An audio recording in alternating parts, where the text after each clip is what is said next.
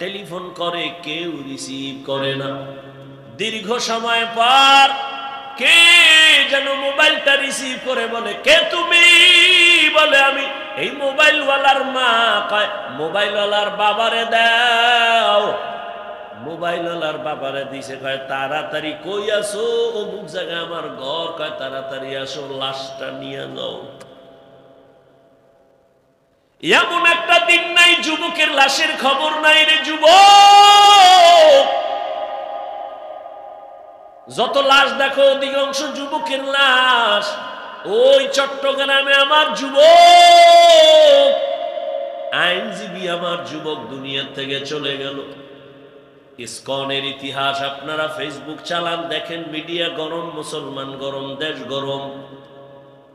হ্যাঁ, এই জন্যই তো আমি এতদিন বলছি, আমার কথা প্রথম বললে একটু কলিজায় গিয়া আঘাত লাগে, কিন্তু শেষে দেখা যায় ঠিকই।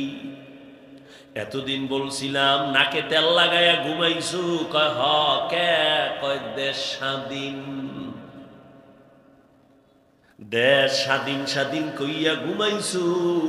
যদি না ঘুমাইয়া এখনো সোচ্চার থাকতি, মুসলমানের উপরে চোখ তুইলা কথা বলার সাহস কোন নাস্তিক পাইত না। স্বাধীন কইয়া কয়া ঘুমাইতো সরে যুবক। অথচ ঢাকার শহরে আবার মা বোনেরা সাংবাদিক সম্মেলন করে করে চিল্লায় আমগো দেহ ব্যবসার অধিকার আবার ফেরত চাই, সমকামিতার অধিকার নিয়ে দৌড়ায়, ট্রান্সজেন্ডারের আওয়াজ নিয়ে দৌড়ায়। আমি এজন্য বলেছিলাম, এই আওয়ামী লীগ গেছে গেছে কইয়া লাফাইস না। শিক্ষা নে জুলুমের পরিণাম ফল কিন্তু তোমার বেলায় এমন হবে। জুলুম করলে তোমার পরিণাম ফলটাও এমন হবে। মুসলমান উলামায়ে কেরাম ছাত্র জনতার বৈষম্য বিরোধী আন্দোলনে জীবনকে বাজি রেখে ময়দানে নেমেছেন। সফলতার চাঁদ উঠছে উলামায়ে কেরামের অবদানের কারণে। এজন্য বলি আল্লাহর কসম, জীবনে যত বন্ধু পেয়েছো কেউ তোদের আপন বন্ধু না রে যুবক বাবা। এই জীবনে তোর কলিজার আপন বন্ধু একমাত্র উলামায়ে কেরাম। আর তুই যারে বন্ধু বানাইছো এ ধান্দাবাজ আর চান্দাবাজ, স্বার্থপর। স্বার্থে আঘাত লাগলে দল থেকে নাম কাটবে না, কল্লা কেটে দিবে, কল্লা। এর নাম সোনার বাংলার রাজনীতি।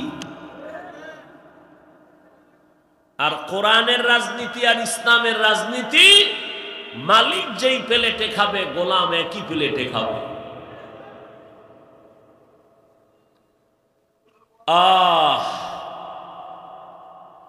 নাকে তেল লাগাইয়া ঘুমাইস না রে যুবক।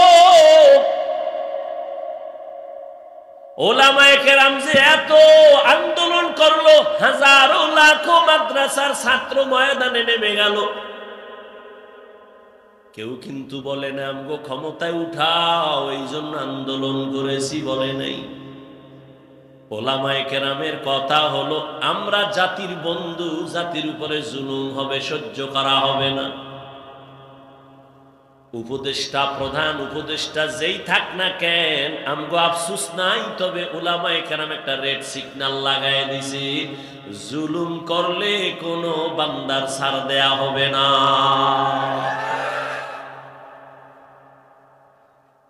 মুসলমান নাকে তেল লাগায় ঘুমাইতেছো না, মুসলমান তো নাক চোখ কান খোলা রাখতে হবে, কারণ এ দুনিয়ার বিধর্মীরা ঘুমায় না, অপেক্ষায় থাকে কখন মুসলমানের উপরে আঘাত করবে।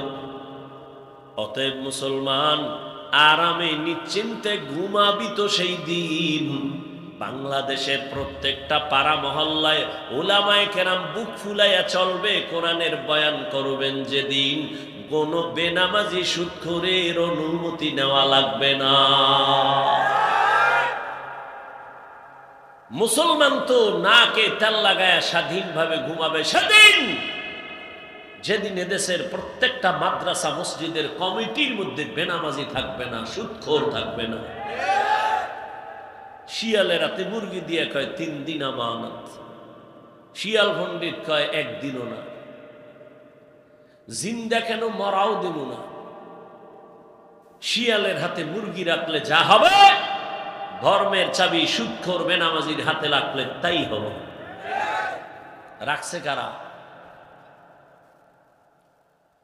এই শিয়ালের হাতে মুরগি রাখছে কারা? এখন আর আওয়াজ নেই। হ্যাঁ, তোমরাই রাখছো। চিল্লাইছো আমরা ইসলাম চাই। ভোটের আগের রাত্রে টাকা খাইয়া কেবলা ঘুরায়া বলছো হুজুরেদের ভোট দিয়া কি হবে? কিছুই হবে না। অথচ এই জমিনে যা কিছু দেখো সফলতার পেছনে হুজুরদের ছাড়া কোনো কিছুই হয় না।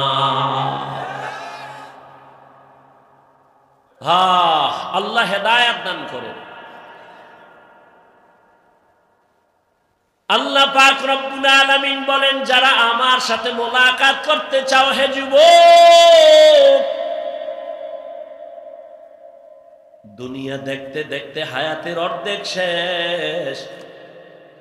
30 বছর হায়াত শেষ, যদি 50 বছর বাঁচো আর মাত্র 20 বছর আছে। যদি তোর হায়াতটা 60 বছর থাকে, অর্ধেক শেষ আর অর্ধেক আছে। আমি বলি অর্ধেক বাইচা থাইকে লাভ কি? অর্ধেক জীবন আরো যদি বাঁচতে চাও, যে পার্স গুলো দরকার ওই পার্স তো সব নষ্ট করছো মোবাইল দেখা দেখা।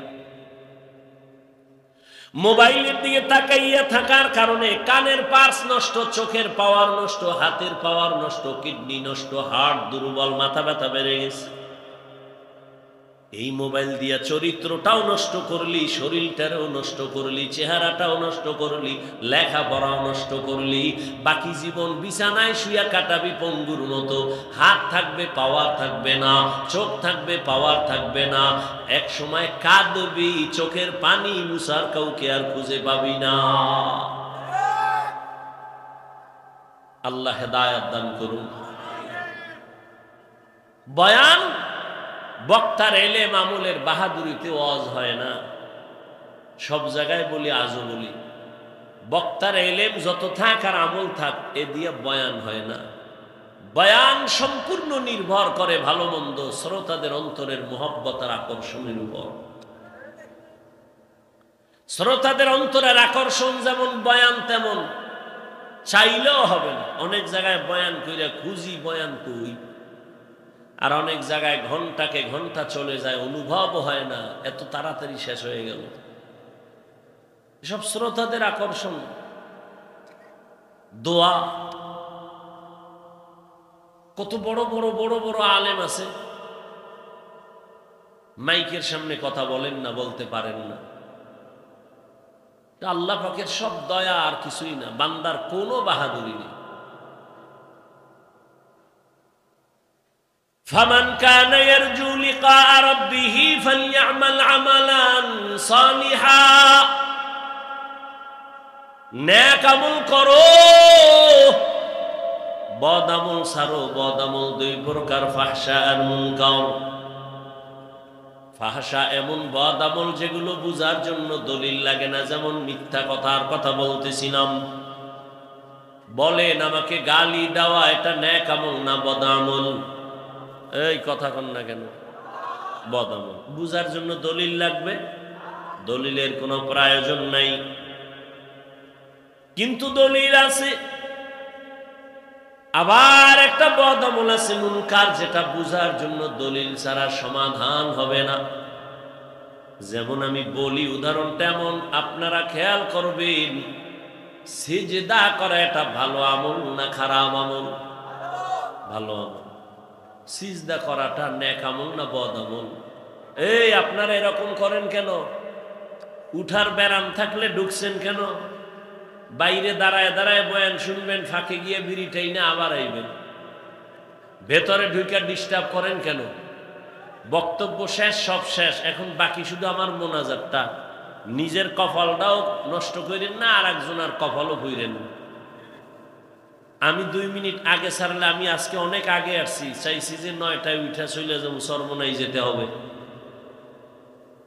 আমি যত তাড়াতাড়ি পারি তত আমার ভালো। এখন আমি আপনাদেরকে যত কথা বলতেছি আপনাদের মোহাব্বতের উপরে বলতেছি।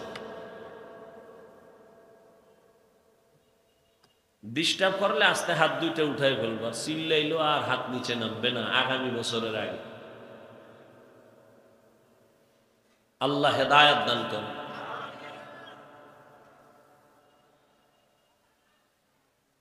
সিজদা করা এটা নেক আমল না বদ আমল? এই সিজদা যদি কেউ কবরে দেয়, মাজারে দেয়, পীরের কাছে দেয়, বট গাছে দেয়, আচ্ছা বলেন তো এরকম দেনেওয়ালা আশেকে রসুল আসেনি? আচ্ছা যারা দেয়, জানা থাকলে বলেন এরা কি বদ আমল মনে করে দেয় না নেক আমল মনে করে দেয়? আচ্ছা আমার মতো একজন ভাঙাচুরা মৌলবি গিয়ার যদি কয় তুই করো কি, মাজারে সেজদা দেই, শিরিক, বলবে চুপ, কিসের শিরিক? দলিল?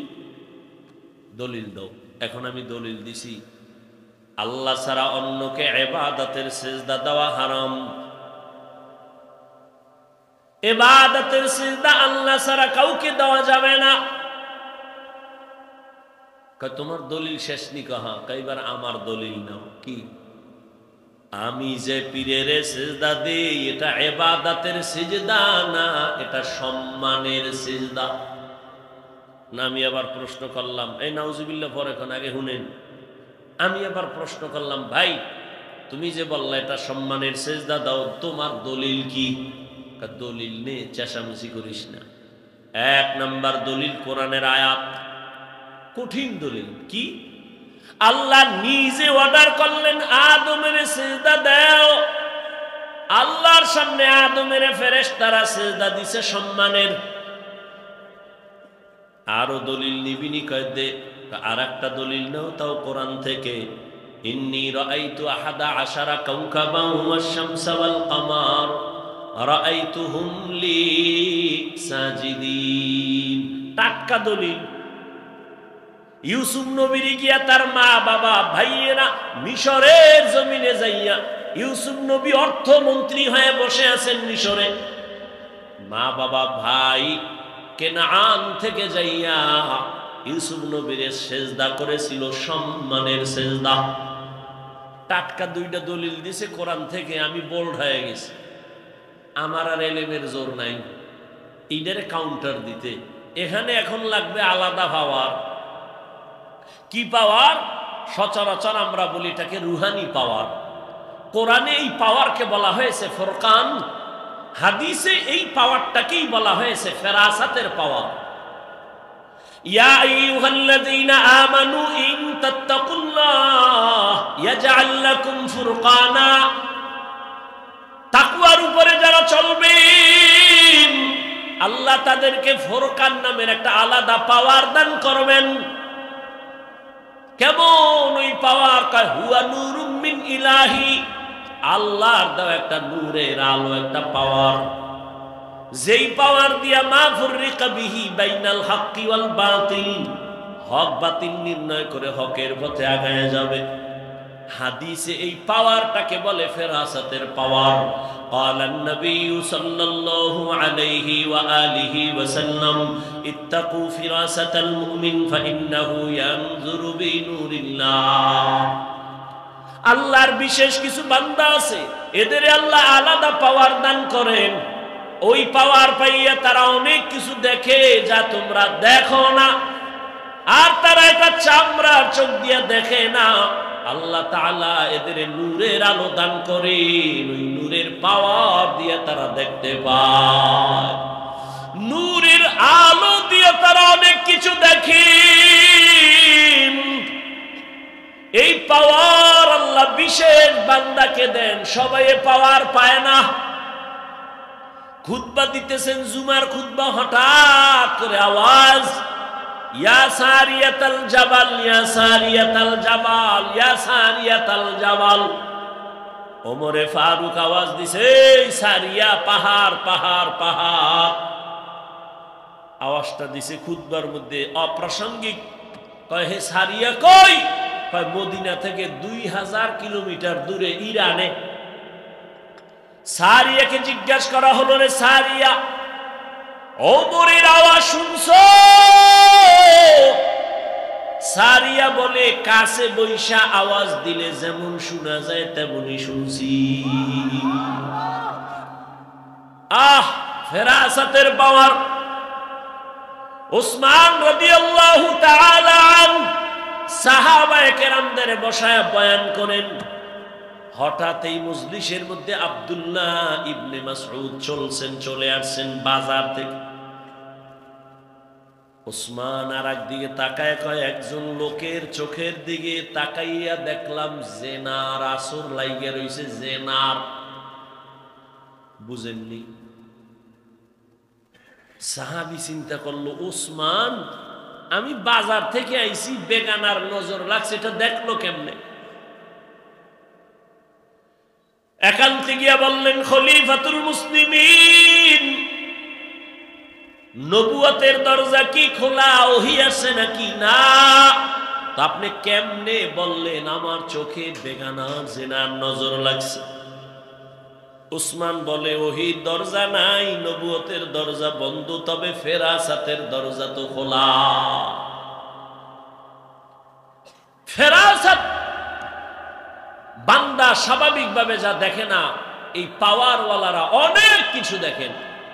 এ শক্তি আল্লাহর দেওয়া। কাদেরকে আল্লাহ দিবেন?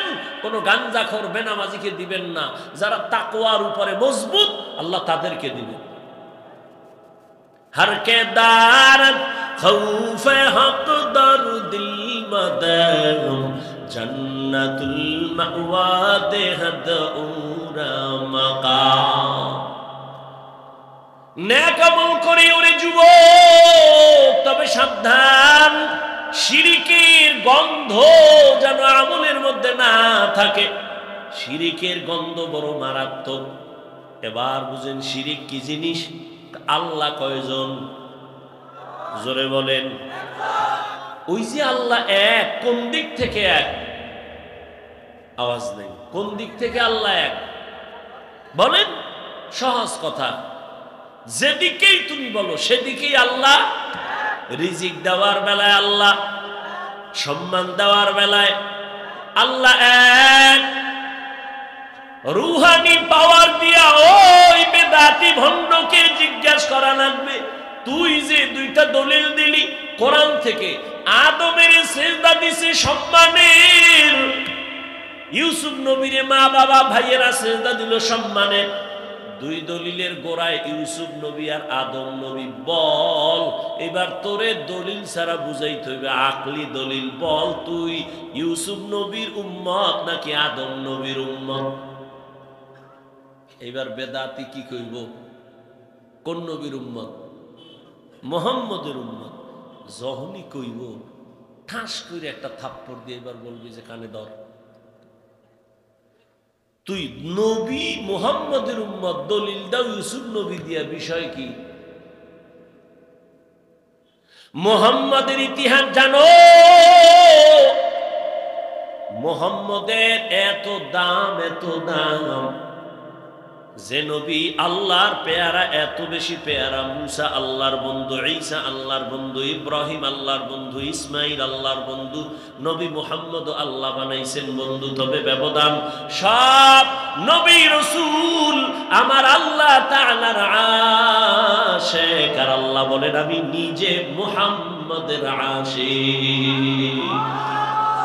ইমামুল আউয়ালিন আল আখিরিন বহরে সাদকা রাহমাতাল লিল আলামিন সাইয়্যিদুল কাউনাইন খাতমুল মুরসালিন আখির আমদ বুদে ফখরুল আউয়ালিন।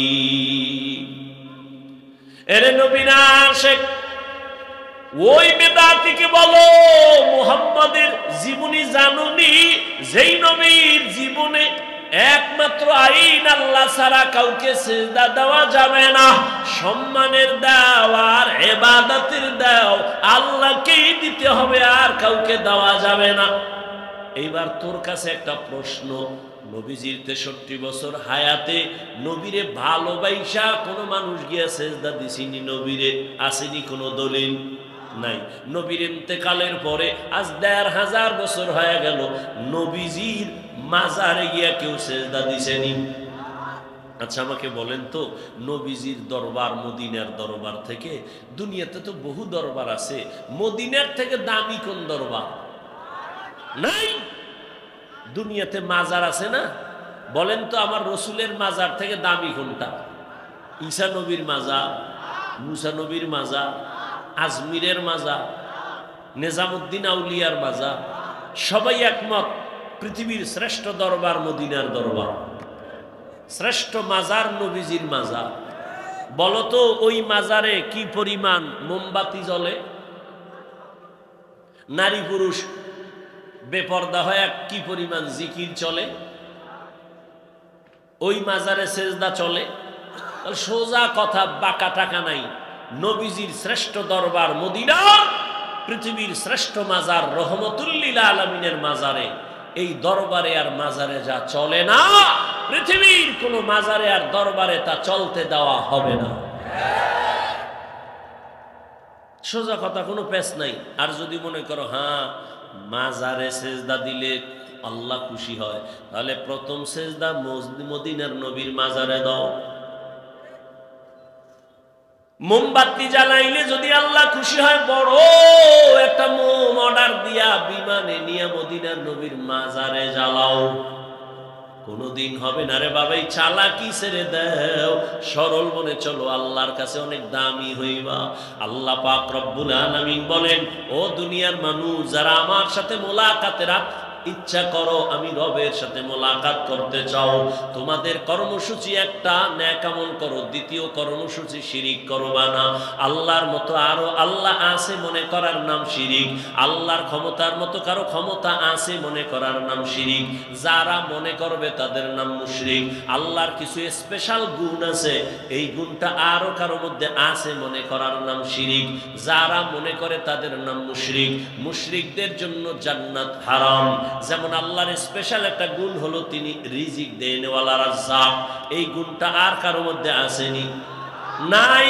যদি কেউ মনে করে আমাকে চাকরি রিজিক দেয়, আমারে সরকার দেয়, গ্রামীণ ব্যাংক আমাকে রিজিক দেয়, দুনিয়ার কেউ রিজিক দেয়, মনে করার নাম শিরিক। সন্তান দেওয়ার মালিক কে? আল্লাহ। আরো কেউ সন্তান দেওয়ার ক্ষমতা রাখে মনে করার নাম শিরিক। যারা শিরিক করবে তাদের নাম মুশরিক। মুশরিকদের জন্য জান্নাত হারাম। ইন্নাল্লাহা লা ইয়াগফিরু আন ইউশরাকা বিহি ওয়া ইয়াগফিরু মা দুনা যালিকা লিমান ইয়াশা ওয়া মান ইউশরিক বিল্লাহ ফাকাদ ইফতারা ইসমান আযীমা ওয়া মান ইউশরিক বিল্লাহ ফাকাদ দাল্লা দালালান বাঈদা ওয়া মান ইউশরিক বিল্লাহ ফাকাদ হারামাল্লাহু আলাইহিল জান্নাহ। আল্লাহর সাথে শিরিক করবা না, নেক আমল করো ইখলাস নিয়া। ও আমার কলিজার যুবক, এমন বয়ান, এত বয়ান, তাবলীগওয়ালাদের বয়ান, পীর মাশায়েখের বয়ান, বয়ান তো তুমিও জানো। মিথ্যা বলা হারাম, গালি দেওয়া হারাম, গীবত করা হারাম, নাচ দেখা হারাম, গান শোনা হারাম, চুরি করা হারাম, ডাকাতি করা হারাম, জুলুম করা হারাম, মানুষকে জবাই করা হারাম। সব জানো, মানো না কেন রে বাবা? নামাজ পড়া ফরজ, মা বাবার খেদমত করো, জীবনে হজ ফরজ হলে হজ করো ফরজ, ধনী যাকাত দাও বছরে একবার ফরজ। সব জানার পরে বয়ানও চলতেছে, আমল নেই কেন রে বাবা? ও যুবক, আমি আজকে তোমাকে পায় ধইরা ধইরা বুঝাইতেছি নামাজ পড়ো, নবীর কথা অনুযায়ী চলো, এরপরেও তুমি বুঝো না।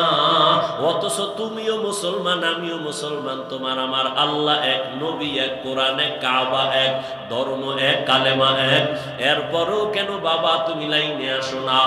তোমার আমার আল্লাহ কি দুই না এক? তোমার আমার নবী, কাবা, ধর্ম, কালেমা। দুনিয়াতে আসছি সবাই এক। শুধু বৈলরের মানুষগুলো মনে হয় যেন আসার সময় লঙ্গি পরে আসছিল। বিদায় বেলা কাফনের সংখ্যাও হবে 3টা, তাও এক। আমি বক্তার কারণে একটা সম্মানে কাফন বাড়াইয়াও দিবে না। তুমি রিক্সা ড্রাইভার মইরা গেল একটা কাফন কেউ কমাইয়াও দিবে না। তোমারও 3 কাফন, আমারও 3টা কাফন। মা বোনদের জন্য 5টা কাফন, কালার হবে আলাদা, কালার সবার এক। কাফনের উপরে লেখা থাকবে বড় হুজুরের লাশ, এমপি সাহেবের লাশ, না কারো উপরে লেখা থাকবে না। আজকে আমি বক্তা যত ভাব দেখাই, তুমি টাকার ক্ষমতার ভাব দেখাও না কেন, সাদা কাফনে যেদিন ঢুকবা সব বাহাদুরি বন্ধ হয়ে যাবে। ওই সাদা কাফনের কালার এক, কবরের সাইজও হবে এক। ওই কবরে রেখে প্রশ্ন করা হবে 3টা, তাও এক। তুমি ধনী না গরিব, আলেম না মূর্খ, প্রশ্ন হবে না, প্রশ্ন হবে 3টা। রবের পরিচয় দাও, ধর্মের পরিচয় দাও, রাহমাতুল লিল আলামিনের পরিচয় দাও। নবীজি বলেন যারা এই 3টা প্রশ্নের জবাব দিতে পারবে তাদের কবর হবে রওজাতুম মিন রিয়াজিল জান্নাহ। আর যারা জবাব দিতে পারবা না তাদের কবর হবে হুফরাতুম মিন হুফারিন নার। ওই কবরের জবাব কে দিতে পারবে? আমরা হুজুরেরা। কি গ্যারান্টি আছে? ওরে আমাদের হুজুরদের যদি গ্যারান্টি থাকতো তাহলে আল্লাহর নবীর হাতে হাত লাগাইয়া